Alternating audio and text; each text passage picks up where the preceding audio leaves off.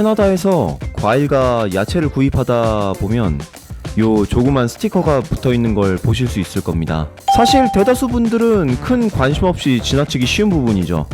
정식 명칭으로는 PLU, Price Lookup 코드라고 하는데요. 이 과일이 어떤 과정을 통해 생산되는지에 따라 번호를 매기고 소비자와 소매 공급자들에게 정보를 제공해주는 번호 체계라고 보시면 되겠습니다. 일단 이 번호는 IFPS라는 국제연맹에서 주관에 관리하고 있고요. 정식 홈페이지에 제공한 정보에 따르면 4자리의 숫자로 구성된 3000번대 그리고 4000번대의 제품은 현재 일반적으로 우리가 생산해왔던 고유의 방식의 재배 방법, 그러니까 병충해를 막기 위한 농약 사용, 제초제 등을 사용하면서 재배했을 수 있는 종류의 과일과 채소에 부여되는 번호입니다. 그리고 9번으로 시작하는 과일 야채들이 유기농 재배, 아무런 농약과 제초제 사용 없이 재배된 농작물이라고 보시면 되는데요. 이 유기농 섹션에 들어가기 위해서는 3년 동안 합성 비료와 살충제가 전혀 사용되지 않은 토양에서 재배되고 적법한 절차대로 캐나다 농림부의 인증을 받아야 된다고 명시되어 있었습니다. 그래서 아마 이렇게 9번으로 시작하는 야채 과일을 짚고 가격을 확인해 보시면 확연히 3, 4번대 농산물들보다 훨씬 높은 가격에 판매되고 있다는 걸 알 수 있습니다. 지금 제가 예시로 비교하고 있는 아보카도는 동일한 가격에 크기 차이가 있는데요. 30% 정도 일반 아보카도가 유기농보다 큰 것 같았습니다. 현재 이 PLU 번호 체계에서 가장 큰 이슈는 이 8번대, 과거에 유전자 변형 식품들에게 부여됐던 번호인데요. 현재는 많은 종류의 과일과 채소, 그리고 2차 가공류의 GMO, 그러니까 유전자 변형 농산물들이 판매되고 있는 상황이라 8번 때는 3번과 4번의 일반 재배 농작물들 번호가 모두 소진되는 미래에 사용될 예비 번호로 지정되어 있는 상황입니다. 그래서 의아하실 겁니다.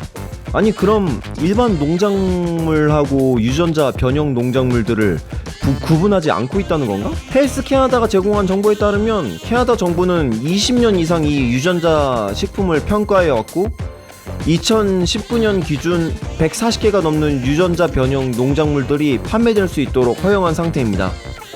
그리고 이 유전자 변형 농작물들이 기존 농작물들과 비교했을 때 섭취 시에 인간의 몸에 유의하다는 과학적 증거를 찾을 수 없다고 명시해두고 있죠.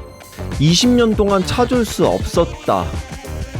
사실 이 주제를 다루겠다고 이야기하면서 주변 분들의 반응은 매우 일관되게 유전자 변형 식품은 섭취하면 안 되지 않나? 건강에 위험하다고 알고 있는데? 라는 분들이 대다수였습니다. 하지만 이 유전 조작 기술은 처음 발명된 지 40년이 넘었고 이미 이 농수산물 이외에 의약품, 육류, 그리고 수산물에 이르기까지 엄청나게 많은 분야에 적용되고 있기 때문에 2차 가공류까지 넘어가면 실질적으로 우리가 유전자 변형식품을 제외하면 먹을 수 있는 건 거의 없는 상황이죠. 100%라는 말을 할 수는 없지만 이미 인류 식량 생산에 유전자 변형 기술은 필수 불가결한 존재가 됐다는 건 사실이니까요. 그래서 이번 영상을 만들기 위해 여러가지 알아보면서 제가 잘못 알고 있었던 점은 더 이상 이 8번에 부과되던 과일 채소가 꼭 유전자 변형 식품만을 의미하는 게 아니라는 점, 앞으로 이 일반 작물과 유전자 농작물을 구분 없이 8번대 번호가 사용될 거라는 점이었습니다. 논란은 아직도 많습니다.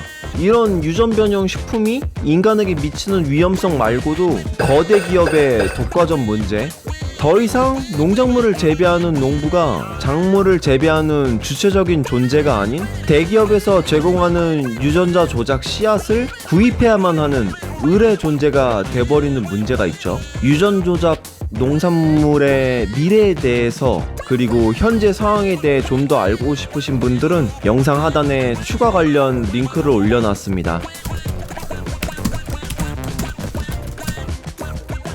더 이상 PLU 코드로 유전자 변형식품을 구분하지 않는다. 일반 농작물은 3번, 4번, 8번으로 부여되고 유기농 농작물만 9번을 부여받는다.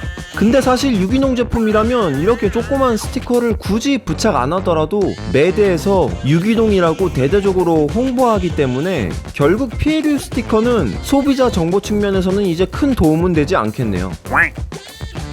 예전 어릴 때 옆집 공사장에서 아저씨들이 성면에 구워준 고기를 얻어먹었던 기억이 있습니다.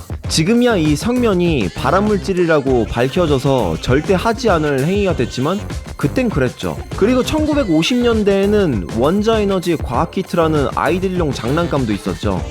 지금은 역사상 가장 위험한 애들 장난감으로 기억되는 제품입니다. 신기술들은 항상 이렇게 오랜 기간에 걸쳐 다양한 방법으로 안전성을 검증받아야 합니다. 위에 언급했던 저런 무지에서 나오는 어마무시한 피해를 최소화하려면 말이죠. 이제 이 유전자 변형식품의 안전성 검증의 역사는 캐나다에서만 20년이 넘어가고 있습니다. 앞으로도 더 많은 연구 결과가 나오겠지만 현재로서는 안전하게 먹을 수 있다고 정부에서는 판단이 내려진 상태라고 보면 되겠네요. GMO 유전자 변형식품, 영상을 보시는 분들은 어떻게 생각하시나요? 지금까지 말 못한 남자 MMN이었습니다. 영상이 유익하셨다면 좋아요와 구독 부탁드립니다. 그럼 다음 영상에서